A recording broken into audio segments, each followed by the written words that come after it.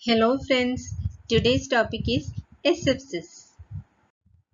Asepsis is a state of being free from disease-causing microorganisms. Simply we can say that asepsis is keeping something away from microorganisms. Asepsis is a state of being free from disease-causing microorganisms like bacteria, virus, fungi or parasites. The modern concept of asepsis evolved in the 19th century through multiple individuals. So, asepsis can be defined as a state of being free from disease-causing microorganisms like pathogenic bacteria, viruses, fungi, or parasites, and thereby reducing the chance of contamination or infection. And the concept of asepsis evolved in the 19th century through the multiple individuals. Among them, Philip Semmelweis was a Hungarian physician and scientist, now known as an early pioneer of antiseptic procedures. He discovered that the incidence of puerperal fever or childbed fever could be drastically reduced by the use of hand disinfection in obstetrical clinics. So, Philip Semmelweis was the first who discovered that the incidence of the childbed fever can be reduced by the use of hand disinfection method. Next, Louis Pasteur and Joseph Lister introduced the usage of carbolic acid as an antiseptic and thereby reducing the surgical infection rates. Next was the Lawson Tate who shifted the idea from antisepsis to asepsis. He instilled the practices such as a strict no talking policy within his operating room and drastically limiting the number of people to come in contact with a patient's wound and thereby reducing the chance of infection. Ernst von Bergmann introduced the usage of autoclave for the sterilization of surgical instruments, and this will also help to reduce the infection rate. And everything from operating room uniform to gloves was introduced by William Husted. Next is the general safety considerations in the microbiology lab. First one is the access to the lab must be limited and wear lab coat and gloves and tie back long hair. Avoid taking food inside the lab and discard the contaminated materials at the earliest by the appropriate method and clean up the spills immediately and decontaminate the lab bench with the disinfectant before and after the lab and wash hands before leaving the lab. These are the general safety measures to be followed in the microbiology lab in order to prevent the chance of contamination or infection. Next is general aseptic techniques. Aseptic technique can be defined as a set of routine measures that are taken to prevent cultures, sterile media stocks, and other solutions from being contaminated by the unwanted microorganisms. So, it is a set of measures that are used to prevent culture, media, and other solutions from being contaminated by the pathogenic microorganisms or the unwanted microorganisms. And the aseptic techniques control the opportunities for contamination of cultures by microorganisms from the environment or contamination of the environment by the microorganisms being handled. So these aseptic techniques control the opportunity for contamination of the culture by microorganisms from either the environment or contamination of the environment by the microorganisms being handled.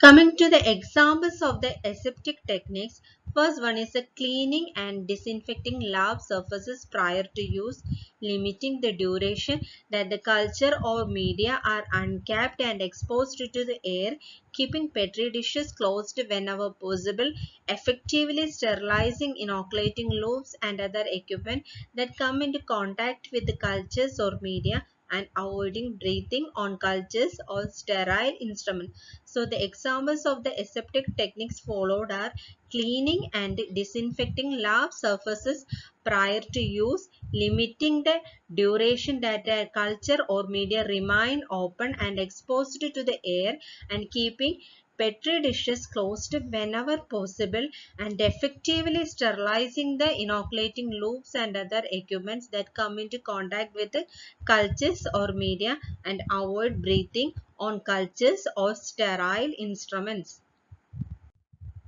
There are some general rules to follow for any aseptic techniques. First one is close windows and doors to reduce draughts, and also make transfer over a disinfected surface. All microbial transfer or culturing must be carried out under a disinfected surface, and complete all operations as quickly as possible but without any hurry. And the vessels must be open for the minimum amount of time possible, and while vessels are open, all work must be carried out near a Bunsen burner flame, and on opening a test tube or bottle, the neck must be immediately warmed to reduce the chance of contamination. If you are using the petri dishes, limit exposure of the sterile inner surfaces to the contamination from the air, and the part of the sterile pipette which will be put into culture or sterile vessels must not be touched or allowed to come into contact with other non-sterile surfaces. All items which come into contact with the microorganism must be sterilized before and after each exposure. So the general rules are: first one is close windows and doors and make the transfer over a disinfected surface, and complete all operations quickly but not without any hurry. And the vessels must be open for a limited time, and the vessels are open and all work must be carried out near the Bunsen burner flame. On opening a test tube or bottle, we must warm the neck of the bottles or the test tube, and in case if we are using the petri dishes, limit exposure of the sterile inner surface to the contamination from the air, and the part of the sterile pipettes will not be put into culture. The parts of the sterile pipettes must not be touched or allowed to come into contact with other non-sterile surfaces, and all items which come into contact with microorganisms must be sterilized before and after each exposure. Coming to the tools used for maintaining aseptic condition, first one is the Bunsen burner.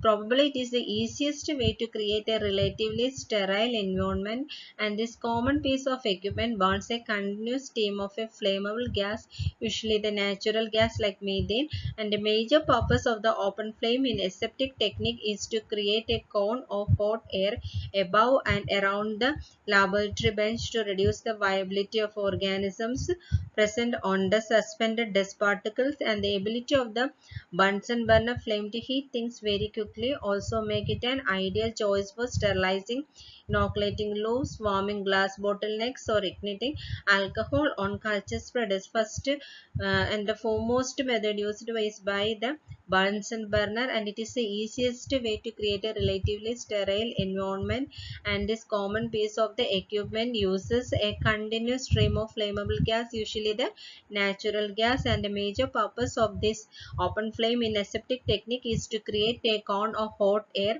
above and around the laboratory bench to reduce the viability of the organisms on the suspended dust particles, and it is mainly used for sterilizing loops, glass bottlenecks, test tubes, etc. Second one is a laminar flow unit. A laminar flow unit or a laminar hood is a sophisticated appliance that helps to prevent the contamination of reagents and biological cultures, and it provides the workspace with clean ultra-filtered air. It also keeps room air from entering the work area and removes airborne contaminants. The most important part of a laminar flow hood is a high efficiency particulate air filter, that is a HEPA filter. A certified HEPA filter captures 99.97% of the dust, pollen, mold, bacteria, and any airborne particles. Thank you.